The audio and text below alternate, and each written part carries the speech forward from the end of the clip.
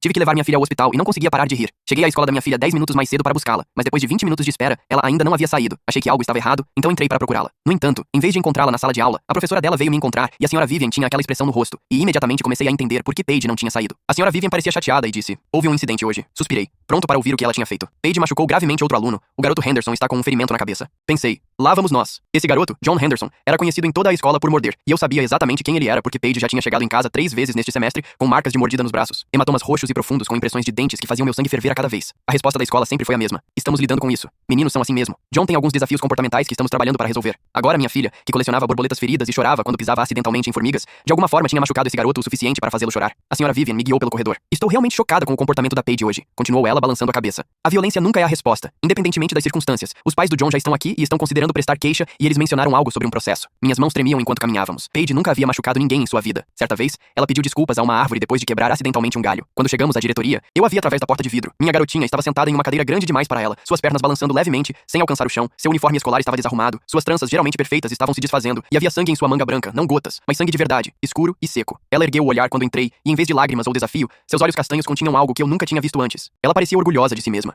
Conte ao seu pai o que aconteceu, disse-lhe a senhora Vivian. Mas antes que Paige pudesse me contar, a porta se abriu de supetão, e os pais de John entraram furiosos. O rosto do Sr. Henderson estava roxo de raiva, sua esposa segurando a mão do garoto enquanto ele mantinha uma bolsa de gelo na cabeça. "Esta é a pestinha violenta que atacou meu filho!" gritou o Sr. Henderson, apontando para Paige. "Ela o jogou contra a parede. Ele pode ter uma concussão. Deveríamos estar falando com a polícia agora mesmo." Comecei a responder, mas Paige se levantou, arregaçando a manga para revelar marcas de mordida recentes e irritadas, tão profundas que vários dentes haviam rompido a pele. O sangue ainda vazava pelo curativo improvisado que a senhora Vivian teve que colocar para ela. "Ele me mordeu primeiro", disse ela em voz baixa. "Mas não foi por isso que eu o empurrei." A senhora Vivian interveio entre nós e ela disse com cuidado, tentando mediar. John tinha encurralado outra menina do jardim de infância atrás dos brinquedos do parquinho e ela estava com medo porque tinha esbarrado acidentalmente nele. Ele ficou com raiva e a encurralou contra a cerca e ela estava chorando. Paige tentou explicar também e ela disse: "Pai, o John ia morder ela. A Rosie tem 5 anos. Usa aqueles aparelhos nas pernas e não conseguia fugir dele." A sala ficou em silêncio e pude ver que os Henderson estavam surpresos. A senhora Vivian continuou. Paige se colocou entre eles e John mordeu o braço dela quando ela não se moveu, mas Paige não chorou, nem sequer se abalou. Ela apenas ficou lá, protegendo a Rosie. Então, John tentou contorná-la para chegar até a Rosie, e foi aí que ela o empurrou contra a parede. Olhei para os Henderson, depois para a senhora Vivian, e em seguida para a manga ensanguentada da minha filha, e senti algo mudar dentro de mim. "Mostrem-me onde o John está ferido", disse eu aos pais dele. A mãe dele pareceu surpresa, mas apenas apontou para a bolsa de gelo. Aproximei-me e a afastei gentilmente para olhar. Havia um pequeno galo na cabeça dele, mal visível. "Agora olhem para o braço da minha filha", continuei, minha voz ganhando um tom que eu não reconhecia. "Isso é muito pior, sabem? Eu sou advogado. E o que seu filho fez é, na verdade, agressão grave contra um menor. Eu poderia fazer com que vocês dois fossem interrogados." A senhora Henderson começou a ficar nervosa. "Ele não quis machucar ninguém. John tem um problema e estamos trabalhando nisso." Nós dois continuávamos olhando para o braço de Paige, onde ele a havia mordido. Fomos à clínica para verificar o ferimento, mas quando levei Paige de volta à escola na semana seguinte, John não estava lá. Acontece que os pais dele ficaram com tanto medo de serem processados que o tiraram da escola de vez. O mais engraçado é que eu nem sou advogado.